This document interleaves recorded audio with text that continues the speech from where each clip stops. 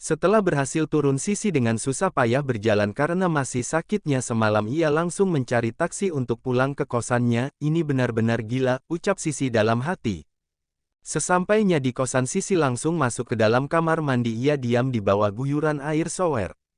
Sedangkan di mobil, Julie baru bangun dari tidurnya. Ia tersenyum mengingatnya semalam, apalagi dirinya lah yang pertama. Julie menoleh ke samping, senyum yang awalnya mengambang tiba-tiba langsung hilang. Kemana perginya dia, batin Julie yang sudah tidak melihat keberadaan Sisi di sampingnya. Julie langsung memakai pakaiannya. Ia langsung mencari keberadaan Sisi, tapi aku tidak akan tinggal diam. Kamu adalah milikku. Julie langsung mengeluarkan handphonenya lalu melacak not telepon Sisi. Dengan keahliannya Julie bisa dengan cepat mendapatkan alamat Sisi. Ketika Julie sampai di kos-kosan Sisi, ternyata Sisi sudah tidak ada di kosannya. Ia pun langsung mencari Sisi ke tempat kerjanya karena wanita itu pasti ke tempat kerja. Dengan menggunakan mobilnya ia sampai di sebuah rumah sakit tempat Sisi bekerja, tapi nihil, Sisi tidak ada di tempat kerja, malahan Sisi mengajukan cuti. Ah sial, kemana kamu pergi sih? Mana aku tidak bisa melacaknya karena no-nya tidak aktif. Julie merasa frustasi, ia pun balik ke hotel. Ia akan menanyakan balik ke Kota B untuk menanyakan ke Bintang dan juga Della.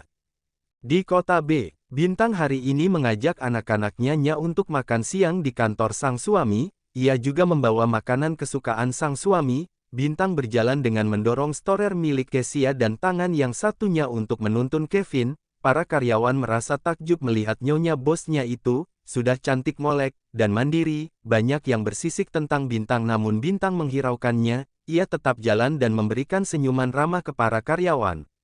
Sesampainya di lantai atas, Bintang langsung berjalan ke arah ruangan Devan. Namun Bintang dicegah oleh sekretaris Bintang karena Devan sedang ada pertemuan di dalam. Apa masih lama? Tanya Bintang. Paling sebentar lagi nyonya, jawab sekretaris itu.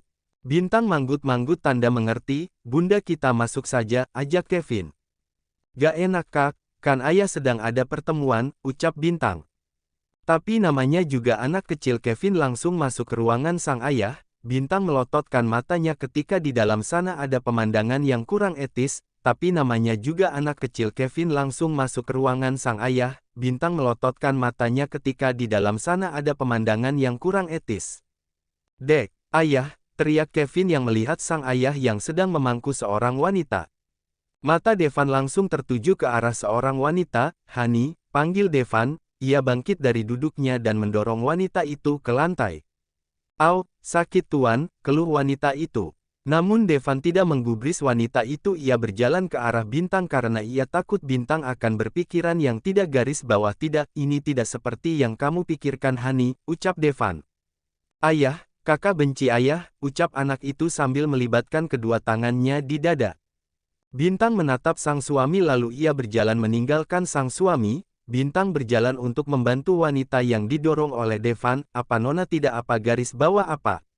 Tanya Bintang ramah. Namun bukannya menjawab, wanita itu malah menghentakkan kakinya lalu berjalan ke arah Devan. Tuh. Tutup mulutmu, bilang kepada atasanmu jika bukan dia sendiri yang datang maka jangan harap saya mau bekerja sama dengan perusahaannya, bentak Devan kepada wanita itu. Wanita itu langsung gemetar. Ia baru tahu kalau lelaki yang ia goda sangat menyeramkan. Tidak menunggu lama wanita itu pun segera pergi meninggalkan ruangan Devan dengan kaki yang lemas. Hani, panggil Devan. Bintang melirik ke arah sang suami namun ia masih diam membisu. Dia wanita yang dikirim oleh salah satu perusahaan untuk merayuku agar bisa bekerja sama dengan perusahaannya. Kali kamu tidak percaya kita bisa cek CCTV, ucap Devan sambil meraih tangan Bintang. Kita bahas di rumah saja, di sini ada Kevin. Tidak baik jika Kevin mendengarkan obrolan orang tua, balas Bintang. Ia langsung duduk dan membukakan makanan yang ia bawa tadi. Ayo duduklah kita makan bersama, ajak Bintang. Untuk Kezia sedang tidur di storer, kakak ayo makan dulu, ajak Bintang kepada Kevin. Iya bunda, jawab Kevin, walaupun ia merasa tidak selera lagi untuk makan karena melihat sang ayah yang sudah membuat bundanya marah. Kevin makan yang banyak ya, biar cepat besar biar bisa jagain bunda dan adek Kezia, ucap Bintang lembut. Devan sudah tidak enak hati melihat Bintang yang seperti itu. Dia tidak ingin didiami oleh sang istri. Hani, panggil Devan. Iya kenapa, makanlah jangan ngobrol kalau sedang makan, nanti keselak, jawab Bintang tanpa menoleh. Tiba-tiba pintu ruangan Devan kebuka. Dev, bantu aku, ucapnya sambil berjalan ke arah sofa. Bintang dan Devan langsung menoleh ke orang tersebut. Apa kau tidak lihat kalau aku sedang makan siang dengan anak dan istriku, ucap Devan kesal. Maaf, aku sungguh butuh bantuanmu dan istrimu, ucapnya. Apa yang bisa aku bantu? Tanya Bintang. Sisi kabur, jawab Julie. Ya laki-laki itu Julie, dia datang dengan wajah frustasi karena belum menemukan Sisi. Bintang langsung melotot ke arah Julie. Apa maksudnya kabur? Tanya Bintang. Julie pun menceritakan semuanya kepada Bintang dan Devan. Ia bercerita tanpa ada yang kurang. Bak, Bintang melemparkan dot milik Keisa ke arah Julie. Au, sakit tahu, protes Julie karena dot yang dilempar Bintang pas di jidatnya. Lebih sakit lagi Sisi daripada dot milik Keisa, ucap Bintang kesal. Jual kalian tidak menemukan temanku, awas saja, ucap Bintang. Loh kok aku di bawah garis bawah-bawahani, protes Devan. Karena kamu temannya, di rumah Bintang sudah menidurkan kedua anaknya namun sang suami masih belum pulang juga padahal jam sudah menunjukkan jam 10 malam, kemana Devan pergi, kenapa belum pulang juga, Bintang khawatir karena tidak bisanya Devan pulang sangat larut. Bintang duduk di sofa ruang tamu sambil menyandarkan kepalanya di sofa, tidak terasa Bintang malah ketiduran di sofa. Devan baru saja sampai rumah jam 1 malam karena ia harus menemui klien di sebuah klub malam. Devan berjalan, ia melihat sang istri yang sudah meringkuk di sofa. Hani, kenapa kamu tidur di sini? Ucap Devan sambil mengelus rambut Bintang. Sudah pulang? Tanya Bintang dengan mata yang masih terpejam.